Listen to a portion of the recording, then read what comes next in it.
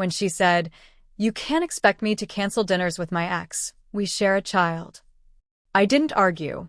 I just nodded. Because in that instant, I understood everything. It wasn't about co-parenting anymore. It hadn't been for a long time. The first time I met Leia, she was a storm in a red dress, beautiful, self-assured, carrying herself with the confidence of someone who'd been shattered before and learned to hide the cracks. She told me early on that she had a son, Mason, with her ex, Ryan. I respected that. I told her I'd never stand in the way of a father and his child. And for a while, we made it work. Our life was quiet, steady, weekend breakfasts, school drop-offs, slow mornings when Mason would crawl between us under the covers. I thought I'd found my place in their small, imperfect world. Not as a replacement for Ryan, but as something stable, someone Leia could rely on. But peace never lasts when old ghosts keep knocking. The dinners began 6 months after we got married. "Ryan and I need to talk about Mason's school," she said one evening, putting on lipstick in front of the mirror. "Tonight?" I asked. "Yes. Didn't you two discuss it last week?" She gave me that tired, practiced smile. "Parenting isn't a one-time meeting, James. You'll get it when you have a child." I didn't argue. I wasn't about to pick a fight over something that was supposed to be for her son. But those dinners multiplied. Once a month turned into twice.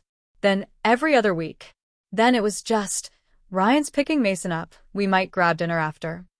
At first, I convinced myself it was fine. She was being responsible, mature. But soon, I noticed the glow in her eyes afterward, the phone always face down, the sudden wardrobe changes before leaving the house. Each small thing started chipping away at me. The night everything fell apart, it was raining, one of those relentless downpours that feel like the world is trying to rinse itself clean. She said she was meeting Ryan for dinner across town. Mason was staying at a friend's place.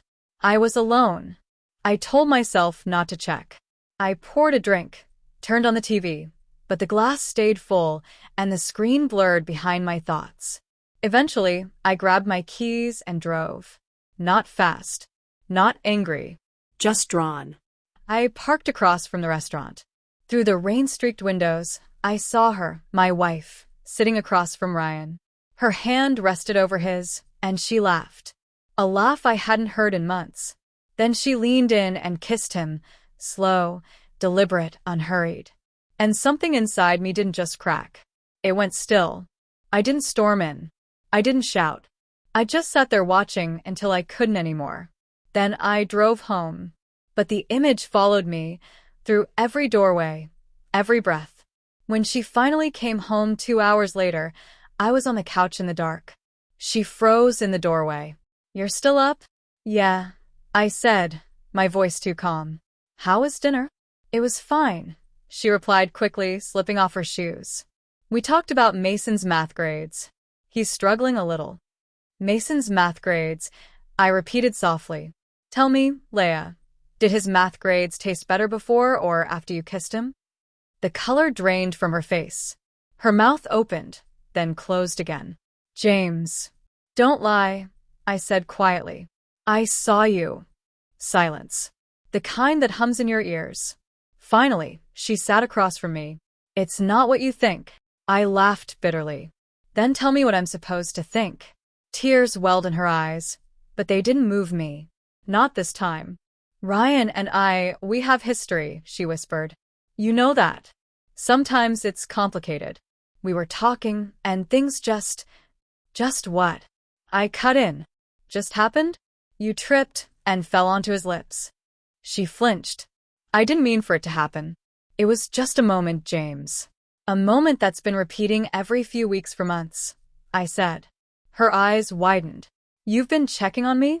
"Don't twist this," I snapped. "You've been betraying me." She dropped her gaze, her hands trembling. "I didn't plan it, I swear. Ryan, he still understands parts of me that you don't.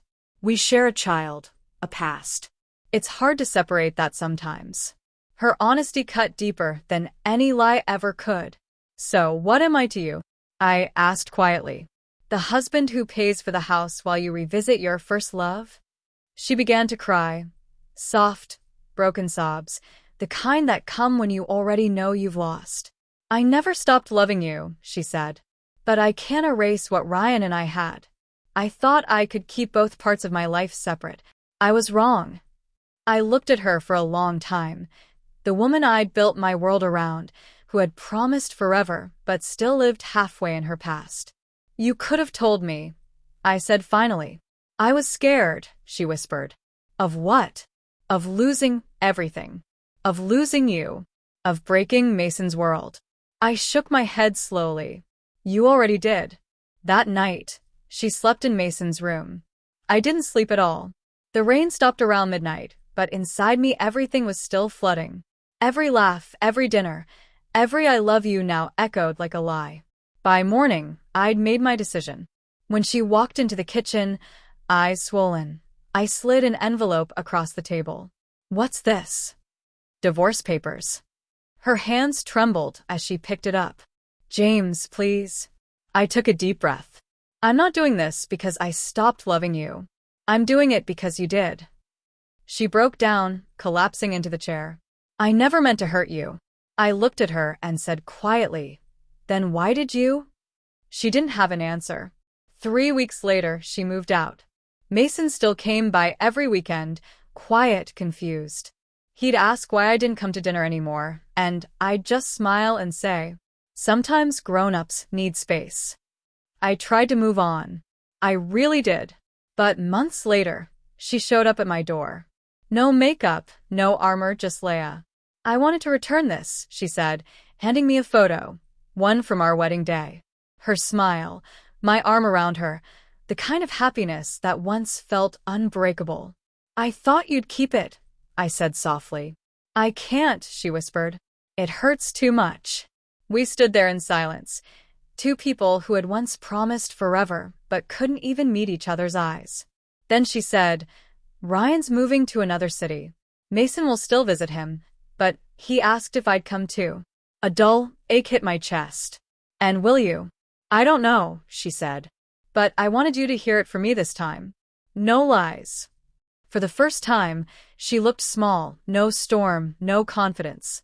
Just a woman who'd lost what she hadn't realized she needed most. I hope he makes you happy, I said. She looked up, eyes glistening. He won't. I already had the man who did. When she left, the house felt heavier, but quieter, too, like the silence after a storm. Sometimes, late at night, I still think about her, about how love doesn't always end in anger. Sometimes it just fades into silence and the slow acceptance that some things can't be fixed. I see her now, and then when Mason visits, standing by the car, smiling politely. And every time I remember that night she said, you can't expect me to cancel dinners with my ex. I have a child with him. And I remember what I should have said. No, Leah. I can't expect you to cancel dinners. But I also can't expect you to love me when part of you still belongs somewhere else. Because love isn't about who you share a meal with. It's about who you come home to afterward. And she stopped coming home to me long before I noticed.